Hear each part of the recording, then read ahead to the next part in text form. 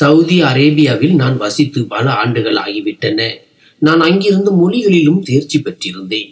கடின உழைப்பு என்பது எனக்கு எப்போதும் சுமையாகவே இருந்தது. ஆனால் என் தந்தையின் மறைவுக்கு பிறகு நான் தொழில் வாழ்க்கையில் அடி எடுத்து வைத்த போதுதான் நிஜம் புரிந்தது. வாழ்க்கை என்பது பூக்களின் மெத்தை அல்ல. வயிற்று பிழைப்புக்கு சம்பாதிப்பது எவ்வளவு கடினம் என்பதையும் அப்போதுதான் உணர்ந்தேன். நான் வியாபாரத்தில் இறங்கிய போது எல்லா பக்கங்களில் இருந்தும் ஏமாற்றங்களை சந்திக்க நேரிட்டது. எவ்வளவு கடினமாக உழைத்தாலும் எனக்கு குறைந்த கூலியே கிடைத்தது. கொஞ்ச காலம் கழித்து நான் வெளிநாடு செல்ல வேண்டும் என்று என் தாயிடம் பிடிவாதம் பிடித்தேன். என் தாயார் என் பிடிவாதத்தை கண்டு கலங்கினார். நீ போய்விட்டால் நான் தனியாக எப்படி வாழ்வேன் என்று கேட்டார். ஆனால் நான் சவுதியில் நிலை பெற்றதும் அவரையும் என்னுடன் அழைத்துக் கொள்வேன் என்று அவருக்கு புரிய வைத்தேன். அவர் மனதார சம்மதித்தாரோ இல்லையோ, என் பிடிவாதத்திற்கு முன்னால் தோற்றுவிட்டார். நான் பணம் சேகரித்து வெளிநாடு செல்வதற்கான ஏற்பாடுகளை செய்தேன். சவுதி அரேபியா வந்த பிறகு ஆரம்ப சில ஆண்டுகள் நான் கடுமையாக உழைத்தேன். ஆனால் கூலி நன்றாக இருந்ததால் நான் மகிழ்ச்சியாக இருந்தேன். ஒரு நாள் நான் என் நாட்டில் இருந்து கொண்டு வந்திருந்த என் பொருட்களை பிரித்த போது அதில் ஒரு பழைய புத்தகம் கிடைத்தது. அந்த புத்தகத்தை பார்த்ததும் நான் அதிர்ச்சி அடைந்தேன். அது என் தந்தையின் புத்தகம். என் தந்தைக்கு அந்த புத்தகம் என் தாத்தாவின் கடைசி நினைவு சின்னமாக இருந்தது. தாத்தா இறந்த பிறகு என் தந்தை அதை பாதுகாத்து வைத்திருந்தார். இப்போது அவரும் இந்த உலகில் இல்லாததால் என் தாய் அந்த புத்தகத்தை என்னிடம் கொடுத்து நான் அதை பத்திரமாக பார்த்து கொள்ள வேண்டும் என்பதற்காக என் பொருட்களில் வைத்திருந்தார். இவ்வளவு நாட்களுக்கு பிறகு எனக்கு அந்த புத்தகம் கிடைத்தது. நான் அதை பிரித்த போது வியந்து போனேன். நான் உடனே அதை வாசிக்க ஆரம்பித்தேன். பிறகு வாசித்து கொண்டே போனேன். அந்த புத்தகம் மிகவும் பயனுள்ளதாக இருந்தது. அதில் பல நோய்களுக்கான வீட்டிலேயே செய்யக்கூடிய வைத்தியங்கள் மிக விரிவாக எழுதப்பட்டிருந்தன.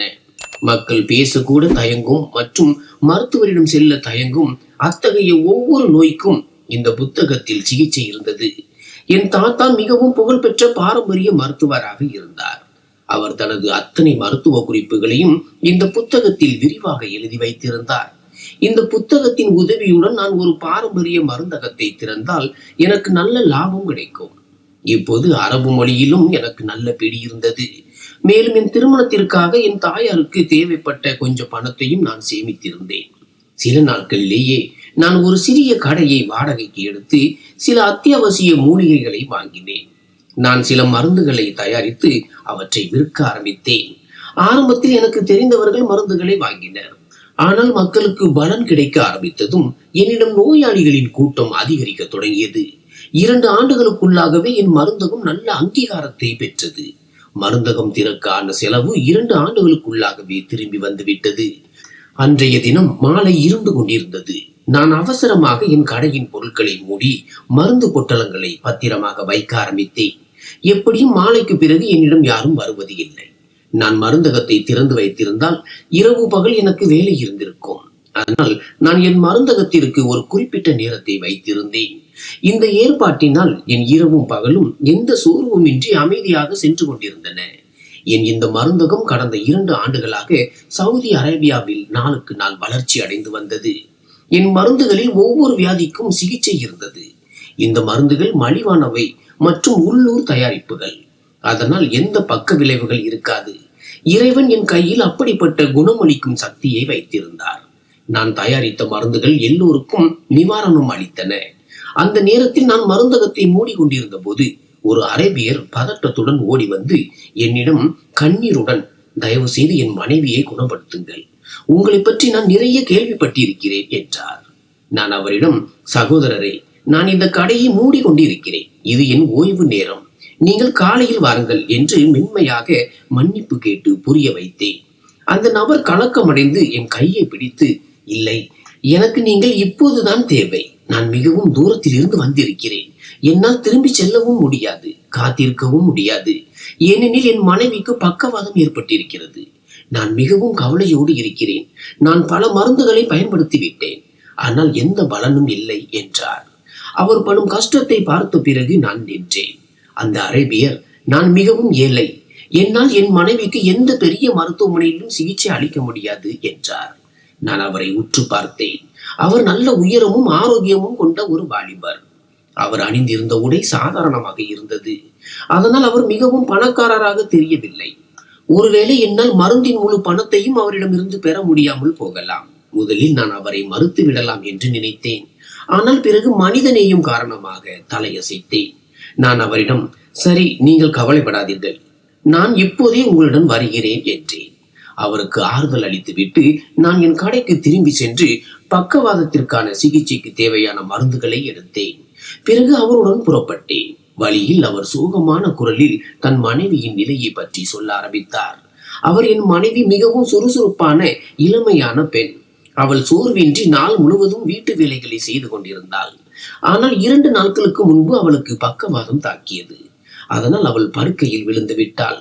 இப்போது அவளால் நகரவும் முடியவில்லை, எந்த வேலையும் செய்ய முடியவில்லை என்றார். அந்த அரேபியர் அழுது கொண்டே, என் மனைவி மீது எனக்கு மிகுந்த அன்பு உள்ளது. என்னால் முடிந்தால் நான் அவளை வாழ்நாள் முழுவதும் உட்கார வைத்து கவனிப்பேன். ஆனால் என் பிரச்சனை என்னவென்றால் அவள் மிகவும் இளமையாக இருக்கிறாள். படுக்கையில் இப்படி உதவியற்று இருப்பது அவளுக்கு பெரிய துயரம்.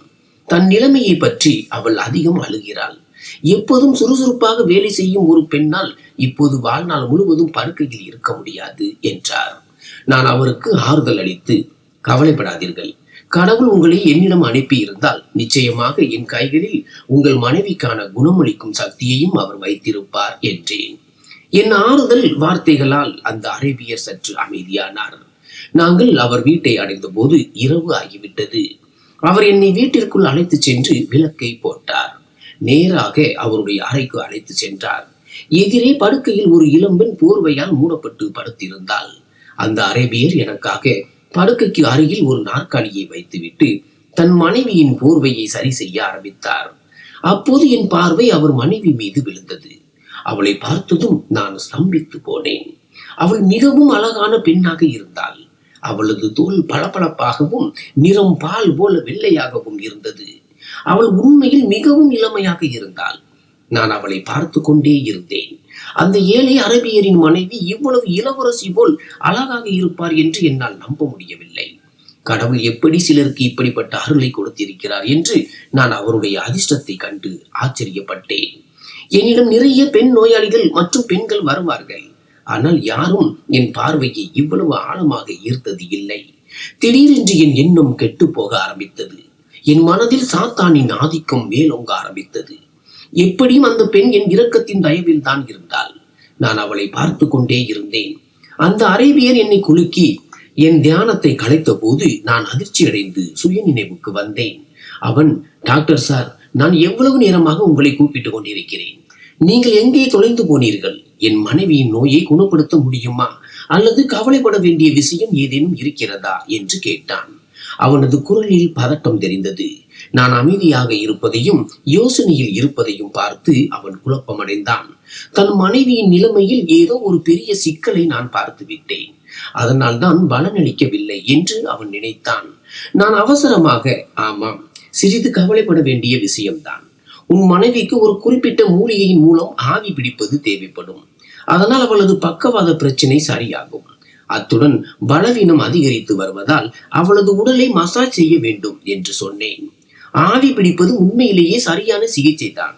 ஆனால் என் மனதில் ஆதிக்கம் செலுத்தி கொண்டிருந்த தவறான எண்ணங்கள் மற்றும் மோசமான சிந்தனைகள் காரணமாக மசாஜ் செய்வதற்கான பொய்யான சிகிச்சையையும் நான் சேர்த்து கொண்டேன். தன் மனைவியின் சிகிச்சை சாத்தியம் என்று கேள்விப்பட்டதும் அவன் மகிழ்ச்சி அடைந்தான். அவன், சரி, நீங்கள் சிகிச்சை அளியுங்கள், என் மனைவியை முழுமையாக குணப்படுத்துங்கள் என்று சொன்னான். நான் சொன்னபடி அவன் உடனே ஆவி பிடிப்பதற்கான பொருட்களை சேகரித்தான். அவன் ஒரு பெரிய பாத்திரத்தை தண்ணீரால் நிரப்பி கொண்டு வந்தான். நான் சொன்னபடி அடுப்பில் வைத்தான். தண்ணீர் ஆவி வரும் அளவுக்கு சூடேற்றுங்கள் என்று நான் சொன்னேன். தண்ணீர் சூடானதும் நான் அதில் ஒரு மூலிகையை சேர்த்தேன். அந்த அரேபியர் ஆவி தயார் செய்து கொண்டிருந்தான். ஆனால் என் கண்கள் அவனது அழகான மனைவி மீது நிலைத்திருந்தன. அவள் விழித்திருந்தாள், ஆனால் முற்றிலும் அமைதியாக படுத்திருந்தாள். நான் அவளை மீண்டும் மீண்டும் பார்த்து பதட்டம் அடைந்தேன். எப்படியாவது அந்த அரேபியர் அங்கிருந்து விலக வேண்டும் என்று நான் ஒரு வாய்ப்புக்காக காத்திருந்தேன். அதனால் மசாஜ் செய்யும் சாக்கில் நான் அவளது மனைவியை தொட முடியும். ஆனால் அந்த அரேபியர் எப்போதும் என் அருகிலேயே இருந்தான். வேறு வழியின்றி அவன் அங்கிருந்த போதே நான் அறையை பூட்டி அவனது மனைவிக்கு ஆவி பிடித்தேன். அவளது உடல் நன்றாக ஆவியால் நனைந்த பிறகு நான் அந்த அரேபியரிடம், இப்போது இந்த ஆவி போதுமானது, நீ இந்த சாமான்களை வெளியே எடுத்து வை. அதற்குள் நான் உன் மனைவிக்கு மசாஜ் செய்கிறேன் என்று சொன்னேன். அவன் தன் மனைவியை பார்த்துவிட்டு சரி என்று சொன்னான். ஆனால் பிறகு என்ன நினைத்தானோ அவன் அந்த பொருட்களை அங்கேயே அறையின் மூலையில் வைத்துவிட்டு என் அருகில் வந்து நின்றான். இதை பார்த்ததும் நான் கலக்கமடைந்தேன். அவன் தன் அழகான மனைவியை என்னுடன் தனியாக விட்டு செல்ல தயாராக இல்லை. அவன் பதட்டத்துடன் மீண்டும் மீண்டும் தன் இடத்தை மாற்றிக் கொண்டிருந்தான். மீண்டும் மீண்டும் தன் மனைவியை பார்த்து கொண்டிருந்தான். ஏதோ சொல்லாமல் அவளிடம் பேசிக் கொண்டிருப்பதை போல. என் கேள்வி கண்களுக்கு பதிலாக அவன் சத்தமாக, உங்களுக்கு என் உதவி தேவைப்படலாம், அதனால் நான் இங்கேயே இருக்கிறேன். நீங்கள் என்னை பற்றி கவலைப்படாமல் என் மனைவிக்கு சிகிச்சை அளியுங்கள். ஒரு மருத்துவர் நோயாளி வீட்டில் உள்ளவர்கள் அருகில் இருக்கிறார்களா இல்லையா என்று கவலைப்பட மாட்டார் என்று சொன்னான். அவனது இந்த அறிக்கையில் இருந்து அவன் எனக்கு ஏதோ ஒரு சிக்னல் கொடுக்கிறான் என்று நான் நினைத்தேன். நான் நினைத்த அளவு அவன் அப்பாவியாக இல்லை.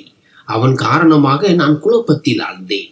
அவன் முன்னால் அவனது மனைவியை தொடும் எண்ணம் எனக்கு சாத்தியமற்றதாக தோன்றியது.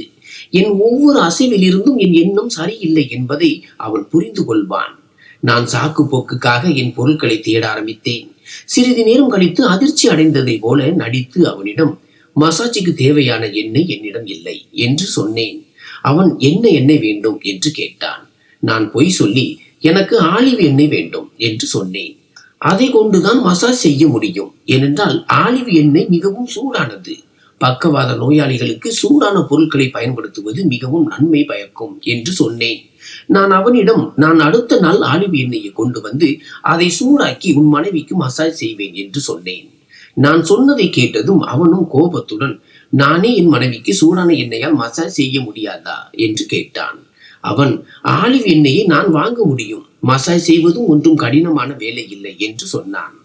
அவனது பதிலை கேட்டு நான் ஸ்தம்பித்து போனேன்.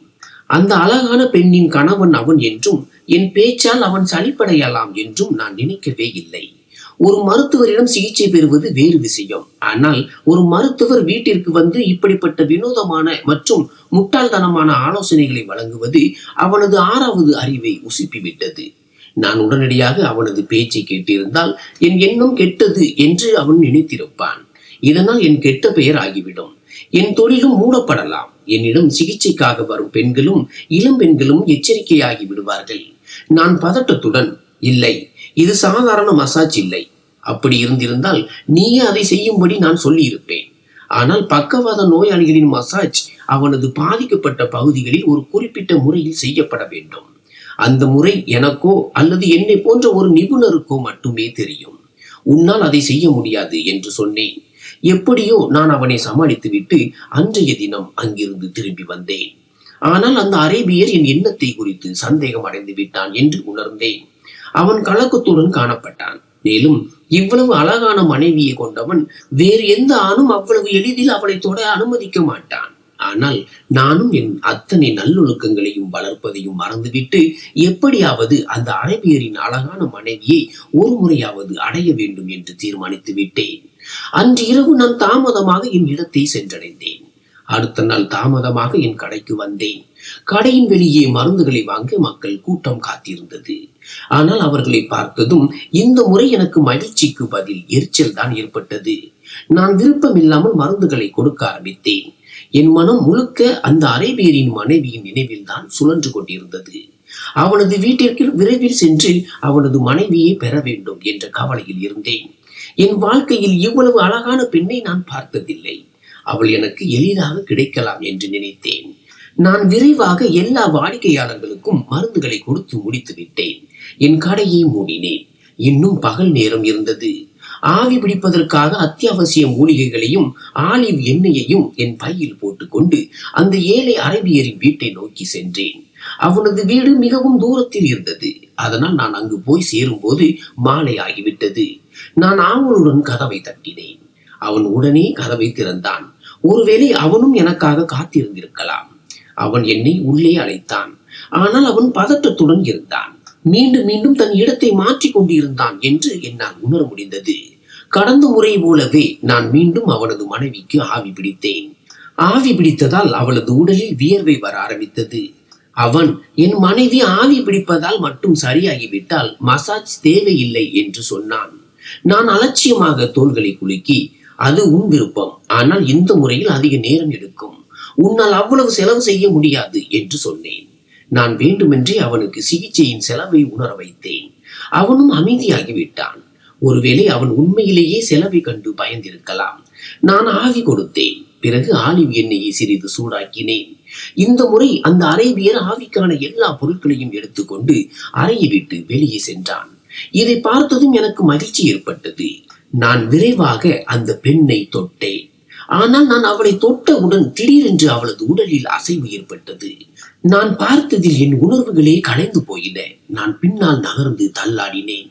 என் இந்த செயலால் அருகில் வைக்கப்பட்டிருந்த கண்ணாடி கிளாஸ்கள் கீழே விழுந்து உடைந்த சத்தம் அமைதியை குலைத்தது. அந்த சத்தத்தை கேட்டதும் அந்த அரேபியர் உடனடியாக ஓடி வந்து அறைக்குள் வந்தார். நான் திகைத்து போய் அந்த பெண்ணை பார்த்து கொண்டிருந்தேன். அதே சமயம் அந்த அரேபியர் பதட்டத்துடன், என்னவாயிற்று, ஏதேனும் பிரச்சனையா என்று என்னை கேட்க ஆரம்பித்தார். அவன் தன் மனைவியை பார்த்து கொண்டிருந்தான். அவள் இன்னமும் படுக்கையில் அமைதியாக படுத்திருந்தாள். ஆனால் என் வாயடைத்து விட்டது. நான் பார்த்ததை சொல்லும் தைரியம் என்னிடம் இல்லை. நான் ஏதாவது சொல்லி இருந்தால் என் உண்மை அம்பலமாகிவிடும். நான் பதட்டத்துடன் என் பொருட்களை எடுத்துக்கொண்டு அங்கிருந்து வெளியே வந்தேன். அந்த அரேபியர் என்னிடம் மீண்டும் மீண்டும் கேள்விகளை கேட்டுக்கொண்டிருந்தார். ஆனால் நான் ஒரு கணம் கூட அங்கு நிற்கவில்லை. என் முகத்தில் வியர்வை முத்துக்கள் வழிந்தன. நான் போன பிறகு அந்த அரேபியர் என்ன நிலைக்கு ஆளானார் என்று எனக்கு தெரியவில்லை. ஏனென்றால் அவன் என் பதட்டத்தை பார்த்து அழ ஆரம்பித்து விட்டான். என் மூளை கலங்கி போயிருந்தது. நான் ஏதோ கனவு காண்பது போல் இருந்தது. என் வாழ்க்கையில் முதன்முறையாக இப்படிப்பட்ட ஒரு நோயாளியை நான் சந்தித்திருந்தேன். எப்படியோ நான் என் வீட்டிற்கு சென்று படுக்கையில் விழுந்தேன். என் மனம் சிந்தனைகளில் சிக்கி இருந்தது. அந்த அரேபியரின் வீட்டில் நான் பார்த்ததை நம்புவது கடினமாக இருந்தது. ஏழை அரேபியரின் அழகான மனைவியின் நினைவில் ஆழ்ந்தபடியே எனக்கு தூக்கம் வந்தது. அடுத்த நாள் காலை நான் வழக்கம் போல என் மருந்தகத்திற்கு வந்து என் வேலையில் மூழ்கி போனேன். வேலையின் பரபரப்பு காரணமாக என் மனதில் இருந்து அந்த ஏழை அரேபியரின் நினைவு விலகி இருந்தது. ஆனால் மதியம் 2வது பிற்பகல் ஆனபோது அதே அரேபியர் என்னிடம் வந்தார். இந்த முறை அவனது முகம் உற்சாகத்துடனும் மகிழ்ச்சியுடனும் பிரகாசித்தது. அவனது உதடுகளில் புன்னகை இருந்தது. அவன் என்னை கூப்பிட்ட போது நான் மருந்து தயாரிப்பதில் மும்முரமாக இருந்தவன் அதிர்ச்சி அடைந்து அவனை பார்த்தேன். அவனை திடீரென பார்த்ததும் ஒரு கணம் நான் கலக்கம் அடைந்தேன். ஆனால் அவன் பேச ஆரம்பித்தான். டாக்டர் சார், உங்களுக்கு மிக்க நன்றி. நீங்கள் உண்மையிலேயே ஒரு மிகப்பெரிய மருத்துவர். உங்களை பற்றி மக்கள் சொல்வது முற்றிலும் உண்மை. உங்கள் கைகளில் பெரிய நோய்களை குணமாக்கும் சக்தி இருக்கிறது. அவனது இவ்வளவு பாராட்டு மற்றும் மகிழ்ச்சியின் அர்த்தம் எனக்கு புரியவில்லை. தன் மனைவியின் துக்கத்தில் அழுது கொண்டிருந்தவன் இன்று எப்படி இவ்வளவு மகிழ்ச்சியாக இருக்கிறான்? ஆனால் அவனது அடுத்த வாக்கியம் என் உணர்வுகளையே கலைத்து விட்டது. அவன், என் மனைவி சரியாகிவிட்டாள் என்று சொன்னான். அவன், நீங்கள் கொடுத்த 2 முறை ஆவி மற்றும் மசாஜ் இவ்வளவு பலன் கொடுத்திருக்கிறது. என் மனைவி இன்று காலை எழுந்தபோது முற்றிலும் சரியாகிவிட்டாள் என்று சொன்னான். அவன், என் மனைவி சரியாகிவிட்டதில் எனக்கு இவ்வளவு மகிழ்ச்சி ஏற்பட்டது. நான் உடனே உங்களுக்கு நன்றி சொல்ல வந்துவிட்டேன் என்று சொன்னான். அவன் மீண்டும் மீண்டும் எனக்கு நன்றி சொல்லிக் கொண்டிருந்தான். ஏனென்றால் அவனது பக்கவாத நோயாளி மனைவி என் சிகிச்சையால் சரியாகிவிட்டாள் என்று அவன் நம்பினான். வெளியில் பார்க்க அப்படித்தான் தெரிந்தது. ஆனால் உண்மை வேறு. நான் அவனிடம் அவனது மனைவியின் உண்மையை கூறிவிடலாம் என்று நினைத்தேன். ஆனால் நான் அமைதியாகவே இருந்தேன். ஒரு வார்த்தை கூட சொல்ல எனக்கு தைரியம் இல்லை. நான் அமைதியாக அவனது நன்றியை ஏற்றுக்கொண்டேன். பிறகு அவன் எனக்கு என் கட்டணத்தை கொடுத்தான். அது நான் எதிர்பார்த்ததை விட அதிகமாக இருந்தது. இவ்வளவு பெரிய தொகையை பார்த்ததும் நான் ஆச்சரியப்பட்டேன். அப்போது அந்த அரேபியர் சிறிது வெட்கத்துடன், நான் இந்த தொகையை என் மனைவிக்காக ஒரு தங்க வளையல் வாங்க சேமித்திருந்தேன். இது அவளுக்கு ஒரு பரிசாக இருந்திருக்கும். ஆனால் இப்போது எனக்கு இதைவிட உங்கள் கட்டணம் தான் மிகவும் முக்கியம் என்று தோன்றுகிறது. உங்கள் கருணையால் என் மனைவி அற்புதமாக குணமாகிவிட்டாள். தங்க வளையலை நான் பிறகு எப்போதாவது பணம் சேமித்து வாங்கிக் கொள்வேன் என்று சொன்னான். அவனது நல்ல எண்ணத்தையும் தன் மனைவி மீது அவன் வைத்திருந்த உண்மையான அன்பையும் பார்த்து நான் அவன் மீது பொறாமை கொண்டேன். ஆனால் அவனது மனைவியை பற்றி நினைத்து பார்த்தால் என் மனம் கசப்பால் நிறைந்தது.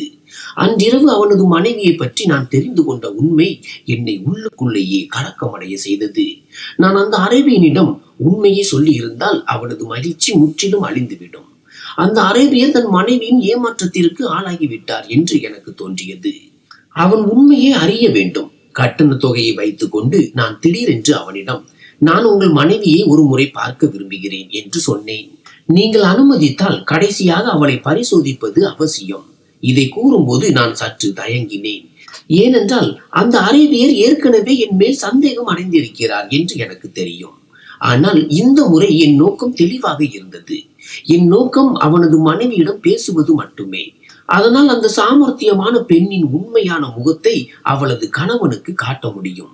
நான் தயக்கத்துடன் அனுமதி கேட்டபோது அந்த அரேபியர் சத்தமாகி, என்னை மன்னிக்கவும், என் மனைவி மிகவும் அழகாக இருக்கிறாள். அதனால் நான் அடிக்கடி அவளுக்காக பயப்படுகிறேன். யாராவது அவள் மீது கவனம் செலுத்தினால் எனக்கு சந்தேகங்கள் எழும் என்று சொன்னான். அவன் என்னிடம் மன்னிப்பு கேட்டு, நீங்கள் நல்ல எண்ணத்துடன் சிகிச்சை செய்து கொண்டிருந்தீர்கள். ஆனால் நான் உங்களை சந்தேகித்தேன். அதற்காக நான் வெட்கப்படுகிறேன். நீங்கள் எப்போது வேண்டுமானாலும் எங்கள் வீட்டிற்கு வரலாம் என்று சொன்னான். அவனது மன்னிப்பை ஏற்றுக்கொண்டு நான் அவனுக்கு ஆறுதல் சொன்னேன். அவன் திரும்பி சென்ற போது நான் யோசனையில் ஆழ்ந்தேன். நான் அவனது மனைவியை தொட்ட அந்த கணம் மீண்டும் மீண்டும் என் மனதில் ஓடியது. நான் இந்த எண்ணங்களில் மூழ்கி இருந்தேன். விரைவில் அவனது வீட்டிற்கு செல்ல முடிவு செய்தேன். இருப்பினும் வேலை பளு காரணமாக என் 2-3 நாட்கள் மருந்தகத்திலேயே கழிந்தது. என்னால் அந்த அரேபியரின் வீட்டிற்கு செல்ல முடியவில்லை. ஆனால் சில நாட்களுக்கு பிறகு என் மருந்தகத்தில் நோயாளிகள் மிக குறைவாக இருந்தபோது நான் அவர்களுக்கு தேவையான மருந்துகளை கொடுத்துவிட்டு மருந்தகத்தை மூடிவிட்டு அந்த அரேபியரின் வீட்டை நோக்கி புறப்பட்டேன். அங்கு சென்றபோது அதே அரேபியர் கதவை திறந்தார். அவர் என்னை பார்த்ததும் அன்புடன் வரவேற்று உள்ளே அழைத்து சென்றார். அவரது மனைவி சமையலறையில் மிகவும் அழகான ஆடை அணிந்து டீ தயாரித்துக் கொண்டிருந்தாள். படுக்கையில் நோய் ஊற்று கிடந்த அந்த பெண்ணின் அழகு இப்போது மேக்கப் மற்றும் அழகான உடைகளில் இன்னும் சிறப்பாக தெரிந்தது. என்னை பார்த்ததும் அவள் மிகவும் பதட்டமடைந்தாள். அதே சமயம் என் உதடுகளில் ஒருவித கேலி புன்னகை தானாகவே தோன்றியது. தன் கணவன் கூப்பிட்டதால் அவள் கட்டாயத்தின் பேரில் என் முன் வந்தாள். கண்களை தவிர்த்து ஒரு சிறிய வணக்கம் சொன்னாள். பிறகு விரைவாக சமையலறைக்கு திரும்பி சென்றாள். அந்த அரேபியர் எனக்கு உபசரிப்பு செய்வதில் மும்முரமாக இருந்தார்.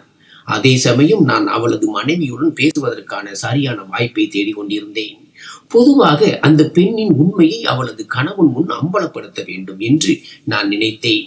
ஆனால் நான் முதலில் அவளிடமிருந்து உண்மையை அறிய விரும்பினேன். விரைவில் எனக்கு ஒரு வாய்ப்பு கிடைத்தது. அந்த அரேபியர் மிகவும் அன்புடன் என்னை இரவு உணவுக்கு தங்கும்படி கேட்டுக்கொண்டார். அதனால் நான் தங்கினேன். அவர் இரவு உணவுக்கான பொருட்களை வாங்க சந்தைக்கு சென்றார். என் மீது அவனுக்கு இருந்த நம்பிக்கை அவ்வளவு அதிகமானது. அவன் தன் மனைவியை என்னுடன் தனியாக விட்டு சென்றான். இவ்வளவு நல்ல மனிதனின் மனைவி மீது நான் தவறான எண்ணம் வைத்திருந்தது எனக்கு உள்ளுக்குள் வெட்கத்தை அளித்தது.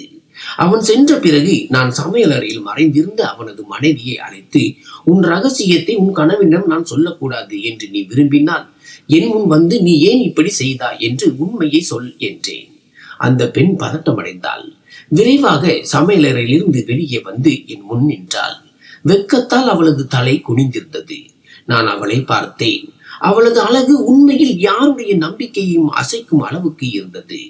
ஆனால் இந்த முறை என் எண்ணம் கெட்டது இல்லை. ஒருவேளை அவள் எவ்வளவு அப்பாவியாக தெரிகிறாளோ அவ்வளவு அப்பாவியாக இல்லை என்று எனக்கு தெரிந்ததால் இருக்கலாம். அவளது மௌனத்தை கலைத்து நான் மென்மையான குரலில், அன்று நான் உன் உண்மையை அறிந்து கொண்டேன். நான் உன்னை தொட்டபோது நீ என் கையை உதறி என்னை முறைத்தாய்.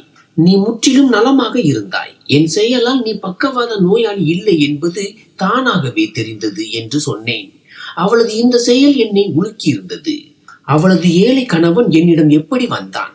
அவளது சிகிச்சைக்காக அழுது கொண்டே என்னிடம் வரும்படி கெஞ்சினான் என்பது எனக்கு நினைவுக்கு வந்தது. அவன் தன் மனைவிக்காக எல்லா இடங்களிலும் அலைந்து கொண்டிருந்தான்.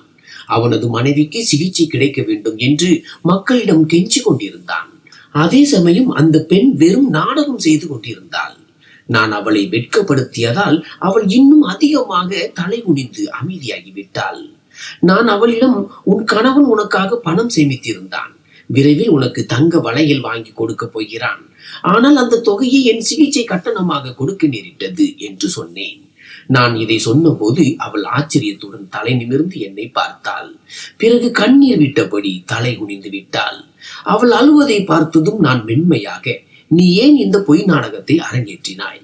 உன் கணவன் உன்னால் இவ்வளவு கவலைப்பட்டான், அழுது கொண்டிருந்தான் என்று சொன்னேன். அப்போது அவள், ஒரு நாள் நான் எழுந்தபோது திடீரென்று என் இடுப்பில் வலி ஏற்பட்டது. என்னால் அசைய முடியவில்லை. நான் சத்தமாக கத்தி என்னால் அசைய முடியவில்லை என்று அழுதேன். என் கணவர் இதை கேட்டு மிகவும் பதட்டமடைந்து எனக்கு ஆதரவு கொடுத்து தூக்க முயன்றார் என்று சொன்னாள். அவர் முகத்தில் பதட்டம் தெரிந்தது. என் கணவர் என் மீது மிகவும் அன்பு வைத்திருக்கிறார். ஆனால் அவரது நடத்தை எப்போதும் ஒருவித கம்பீரத்துடனும் தீவிரத்துடனும் இருந்தது. ஆனால் அன்று என் கவலையில் அவரது புதிய வடிவத்தை பார்த்து நான் ஆச்சரியப்பட்டேன். அது எனக்கு பிடித்திருந்தது. அவர் எனக்கு ஆதரவு கொடுத்து தூக்கிய போது நான் வலது பக்கம் இடது பக்கம் திரும்பி இடுப்பின் பலத்தை சரி செய்து கொண்டேன். நான் சரியாகிவிட்டேன். ஆனால் எனக்கு ஒரு குறும்பு எண்ணம் தோன்றியது. நான் கணவரை சற்று கஷ்டப்படுத்தலாம் என்று நினைத்தேன் என்று அவள் தொடர்ந்து சொன்னாள். நான் படுக்கையில் விழுந்து என் உடல் செயலிழந்து விட்டது போல் நடிக்க ஆரம்பித்தேன். என் கணவர் இதை கேட்டதும் பதட்டமடைந்து உடனடியாக வீட்டை விட்டு வெளியே சென்றார். அவர் திடீரென்று வீட்டை விட்டு வெளியேறியதால் நான் ஆச்சரியப்பட்டேன். அவர் திரும்பி வந்ததும் இது என் குறும்பு என்று நான் அவரிடம் உண்மையை சொல்லிவிடலாம் என்று நினைத்தேன். ஆனால் அவர் திரும்பி வந்தபோது ஒரு மருத்துவரிடம் பேசிவிட்டு வந்ததாகவும் அவர் என்னை பார்க்க வரவிருப்பதாகவும் சொன்னார். இதை கேட்டதும் என்னால் உண்மையை சொல்ல முடியவில்லை. மருத்துவர் வந்து என்னை பத்திரமாக பார்த்தால் என் கணவர் என்னை பொய்யர் என்று நினைத்து விடுவார் என்று நான் பயந்தேன். மருத்துவர் வந்தார். மேலோட்டமாக பரிசோதித்து மருந்து எழுதி கொடுத்து விட்டு சென்றார். இப்படி எனது கணவரின் தீவிரத்தையும் கவலையையும் பார்த்து எனது நாடகம் நீண்டது. என் கணவர் கோபப்பட்டு விடுவாரோ என்று நான் உண்மையை சொல்ல பயந்தேன். என் கேலி எனக்கு ஒரு பெரிய பிரச்சனையாகிவிட்டது. ஆனால் நீங்கள் என் மீது தவறான எண்ணம் வைத்து என்னை தொட்டபோது என்னால் தாங்க முடியவில்லை. உங்கள் கையை உதறி தள்ளிவிட்டேன். நீங்கள் என்னை இந்த நிலையில் பார்த்ததும் ஆச்சரியப்பட்டு நான் என் கணவனிடம் உங்கள் எண்ணத்தை பற்றி சொல்லி விடுவேனோ என்று பயந்து அங்கிருந்து ஓடிவிட்டீர்கள் என்று சொன்னாள். இதையெல்லாம் சொல்லும்போது அந்த பெண் அழ ஆரம்பித்தாள். அவள் கணவருக்கு பயந்து நான் அடுத்த நாள் எழுந்து மசாஜ் மற்றும் ஆவியால் நான் சரியாகிவிட்டேன் என்று சொன்னேன் என்று சொன்னாள். நான் அமைதியாக அவளது பேச்சை கேட்டுக் கொண்டிருந்தேன். அப்போது அவளது கணவர் உள்ளே வந்தார். அவனை கண்டதும் நாங்கள் இருவரும் பதட்டமடைந்தோம். அவன் தன் பணப்பையை வீட்டில் மறந்து விட்டான். அதனால் பணம் எடுக்க திரும்பி வந்திருந்தான். அவன் தன் மனைவியின் பேச்சை கேட்டு விட்டான். அவன் தீவிரத்துடன் தன் மனைவியின் அருகில் சென்று அவளது கண்ணீரை துடைத்து, இதில் கோபப்பட வேண்டியது ஒன்றுமில்லை. முதல் நாளே இது உன் குறும்பு என்று என்னிடம் சொல்லி இருந்தால் நான் இவ்வளவு கவலைப்பட்டிருக்க மாட்டேன் என்றான். இருவரும் ஒருவருக்கொருவர் மன்னிப்பு கேட்டுவிட்டு பிரச்சனையை முடித்துக் கொண்டனர். நான் வெட்கத்துடன் அவனிடம் மன்னிப்பு கேட்டுவிட்டு அவனது கட்டணத்தை அவனிடம் திருப்பி கொடுத்தேன். நான் இந்த தொகைக்கு எனக்கு எந்த உரிமையும் இல்லை. உங்கள் மனைவி ஏற்கனவே சரியாகிவிட்டார். நான் எந்த சிகிச்சையும் செய்யவில்லை என்று சொன்னேன். நான் அங்கிருந்து கிளம்பினேன். இந்த முறை அவன் என்னை போவதற்கு முன் சாப்பிட சொல்லவில்லை. ஆனால் அவன் நான் போகும்போது ஒரு வார்த்தை சொன்னான். அது எனக்கு வெட்கத்தால் தலைகுனிய போதுமானதாக இருந்தது. நீ ஒரு மருத்துவர். உன் தொழிலுக்கு நேர்மையாக இரு. மக்கள் நம்பிக்கையுடன் உன்னை தங்கள் வீட்டிற்கு அழைத்து செல்கிறார்கள். அதனால் நீ அவர்களின் கௌரவத்தின் மீது கை வைக்கிறாய் என்று அர்த்தமில்லை. நன்றி.